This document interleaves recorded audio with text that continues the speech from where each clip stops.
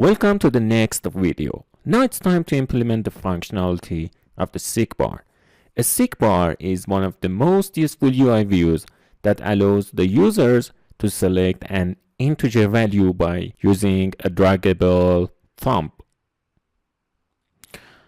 Its minimum value is 0 and we can define its maximum value by using the max attribute.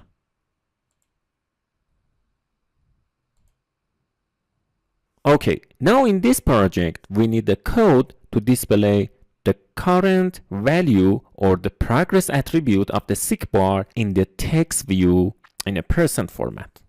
To do so, you'll need to implement the seekbar on seekbar change listener event to respond to the moving the seekbar thumb. So back to the main activity.kt file. And inside the onCreate function, write this code. To know which body you are in, you can use this section.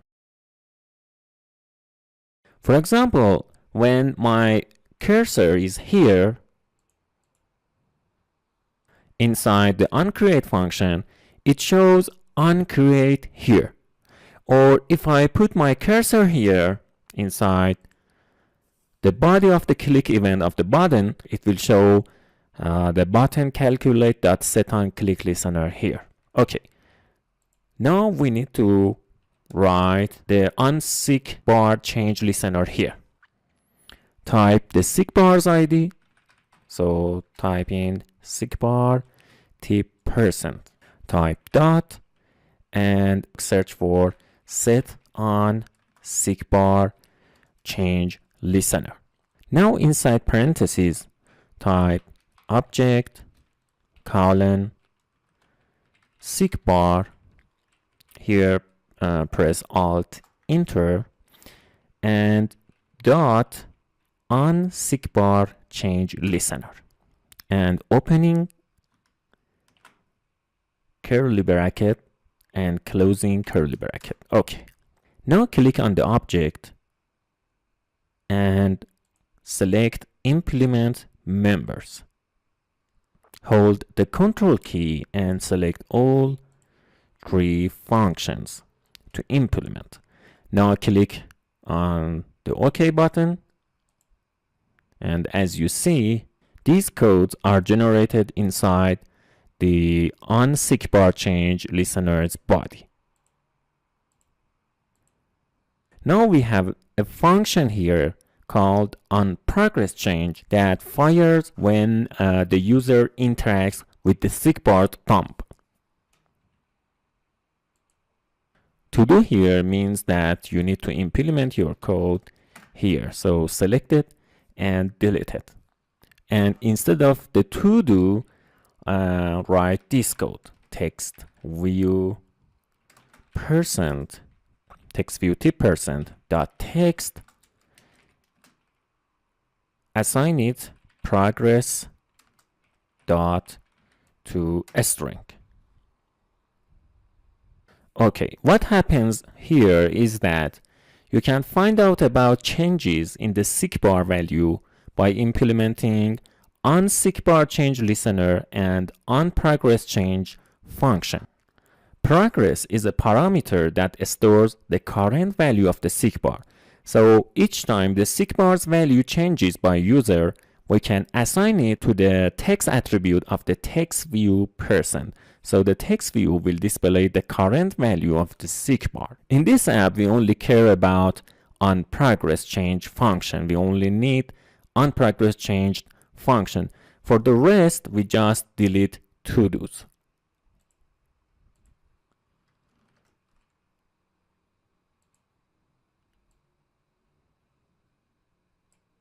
Now let's run the app and test the changes. Okay, let's test the app.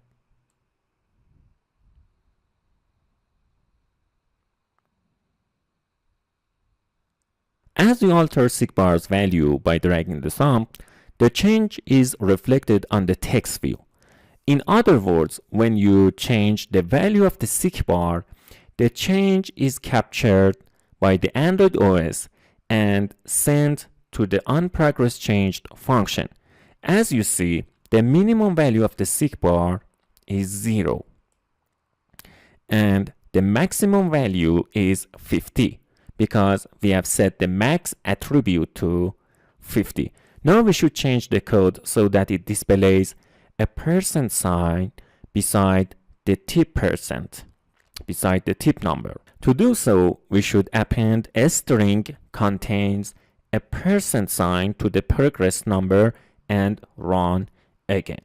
So we need to change the code like this. Append a percent sign to the progress value and set the result to the text attribute of the text view tip percent. If I run the app again, you will see the result. Okay. After this change, the tip percent number will be displayed in its true form. So this time I set tip percent on 20% and enter $200 as the bill amount and press the calculate button. Okay. But if you have noticed, we want to show the result in this format. But it only displays the total payment. And you know it's not user-friendly. We need to display total payment and tip amount to the user. Okay, so let's back to the main activity.kt file. And inside the button, click listener, and here. Here is where we should format the total payment in a more user-friendly manner. Actually, we want something like this. Let's copy the text attribute and paste it here. And of course, let's comment it. In fact, we want to use it as a format, okay? We want to display the total string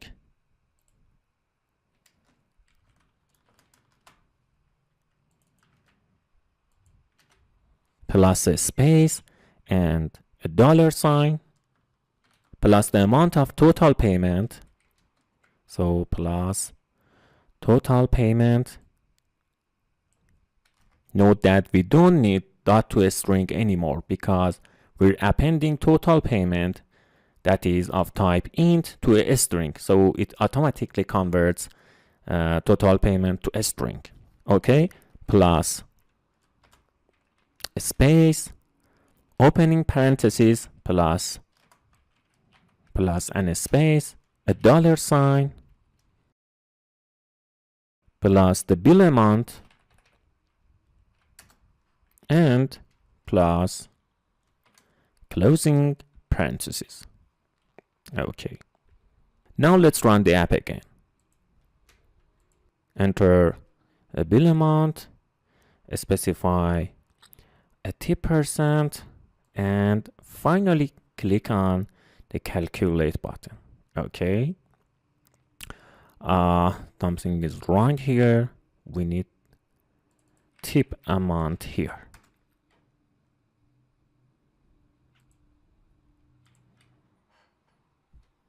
Okay. Now press on the calculate button, and as you see, it displays a user-friendly result. It displays total payment and tip amount. Great. The code works perfectly. Now let's improve our code, improve our application. Let's start from here. This code is a little hustle and bustle. It makes me confused. Let's use another way to join strings together. So instead of joining the strings with the plus operator, simply use a single string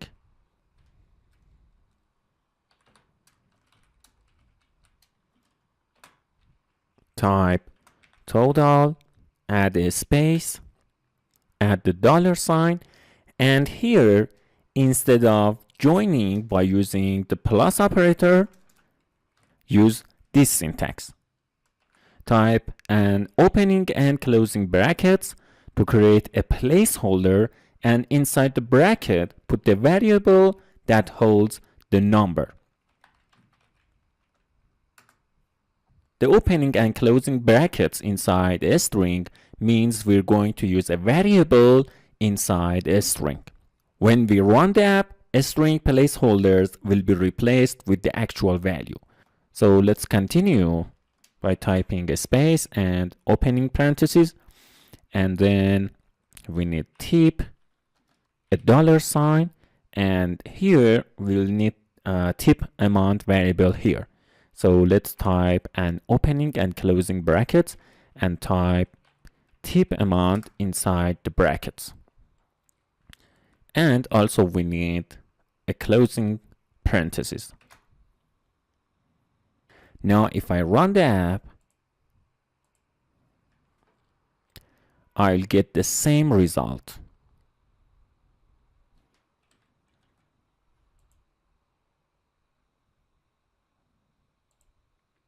Okay, so as you see, this way is cleaner and readable than this way. And finally, pay attention to the final improvement. When we run the app, it displays a meaningless text here. This is because of setting the text attribute of the text view here.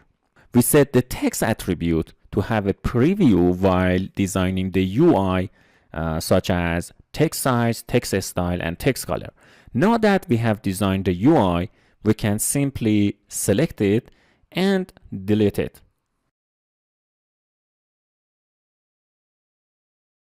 And if I run the app, it only displays the text when it's needed. But there is also a more beautiful way to handle this situation. We can use this text attribute with a brush sign. This text attribute with a brush sign is used only for layout preview, and it doesn't show the text when you run the app.